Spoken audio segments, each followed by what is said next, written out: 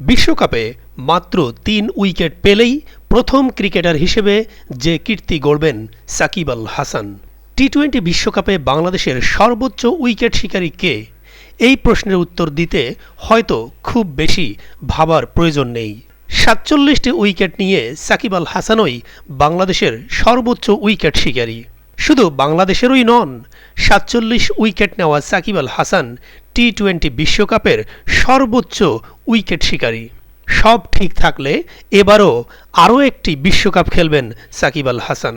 তাতে টি-20 বিশ্বকাপে প্রথম বোলার হিসেবে ৫০ উইকেট নেয়ার কীর্তি গড়ার কথা সাকিবেরই। কারণ শীর্ষ ৫ উইকেট শিকারীর বাকি সবাই অবসর নিয়েছেন।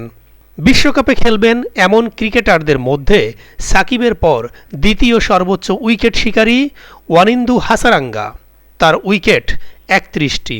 চোট না থাকলে সাকিব এবারের বিশ্বকাপ খেলবেন এটা নিশ্চিত। ওয়েস্ট ইন্ডিজ ও যুক্তরাষ্ট্রে অনুষ্ঠেয় এবারের বিশ্বকাপে সাকিব আল হাসান খেললে নতুন আরেকটি কীর্তি গড়বেন তিনি। ২০০৭ থেকে ২০২৪ সব টি-20 বিশ্বকাপে খেলা ২ ক্রিকেটারের একজন হবেন সাকিব আল হাসান। তালিকার বাকি নামটি ভারতের রোহিত শর্মার। রোহিতের পর টি-20 বিশ্বকাপে সবচেয়ে বেশি ম্যাচ খেলেছেন সাকিব আল হাসান। সাকিবের ৩৬ ম্যাচের বিপরীতে রোহিত এখন পর্যন্ত টি-20 বিশ্বকাপে খেলেছেন ৩৯টি ম্যাচ। দুজনেই সমান সংখ্যক বিশ্বকাপ খেললেও রোহিতের ম্যাচ খেলার পরিমাণ স্বাভাবিকভাবেই বেশি। রোহিতের ভারত ২০০৭ সালে চ্যাম্পিয়ন হওয়া ছাড়াও ফাইনাল খেলেছে ২০১৪ সালেও। এবারের বিশ্বকাপে দেখা যাবে এমন ক্রিকেটারদের মধ্যে সাকিব, রোহিতের পর সর্বোচ্চ ম্যাচ খেলেছেন ডেভিড ওয়ার্নার ৩৪টি। টি-20 বিশ্বকাপে সর্বোচ্চ রান সংগ্রাহকের তালিকায় শীর্ষ ১০-এ আছেন সাকিব আল হাসান। অষ্টম স্থানে থাকা সাকিব ৩৬ ইনিংসে ২৩.৯৩ গড় আর স্ট্রাইক রেট ১২২-এ রান করেছেন ৭৪২। টি-20 বিশ্বকাপে সর্বোচ্চ রান এসেছে ভারতের বিরাট কোহলির ব্যাট থেকে। ২৫ ইনিংসে তার রান ১১৪১।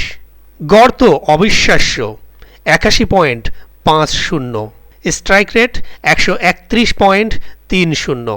সবচেয়ে বেশি ম্যাচ খেলা রোহিতের ব্যাট থেকে এসেছে ৯৬৩ রান।